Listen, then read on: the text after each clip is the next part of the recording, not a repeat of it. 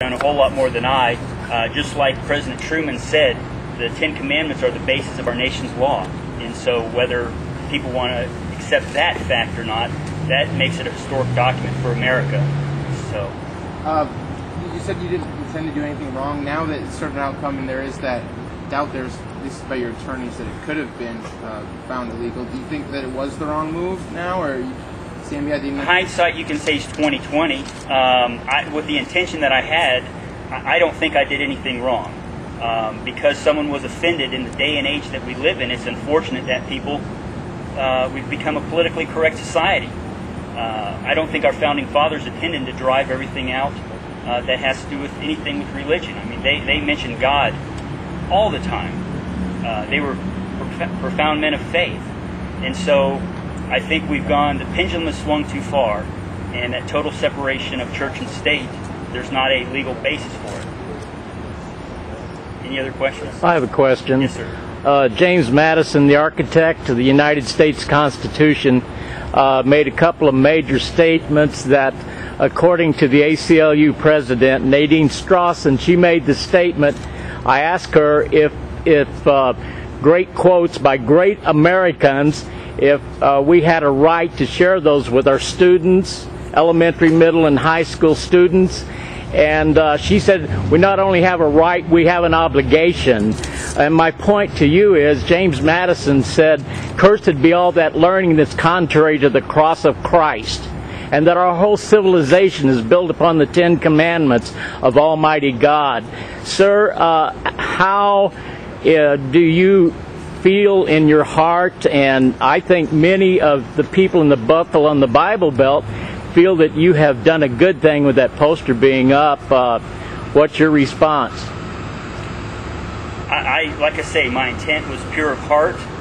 Patriotic reasons is why I put that up there. I believe that also as an elected official, it's to do what's right.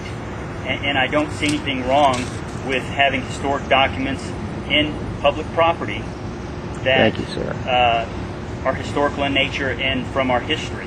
And so, like, you know, I don't think, some people have urged me, just do what the clerk, just do your specific duties. And I will do that, and I have done that. But I think it's incumbent upon every public official to do what's right, morally and ethically.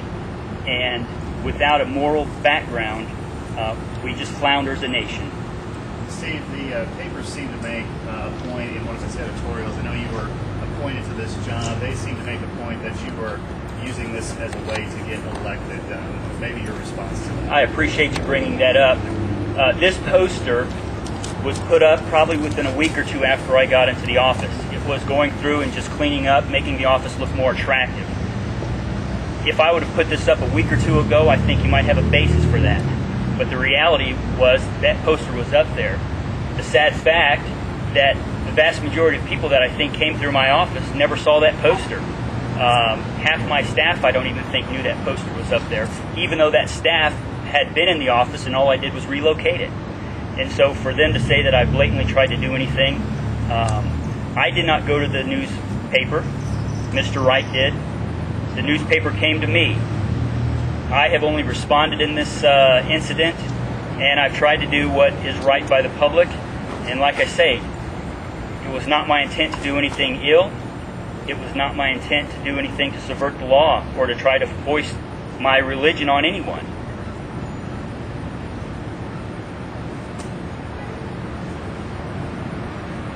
If there are no more questions, I appreciate your time today very much. Have a good day. I'd like to talk about that.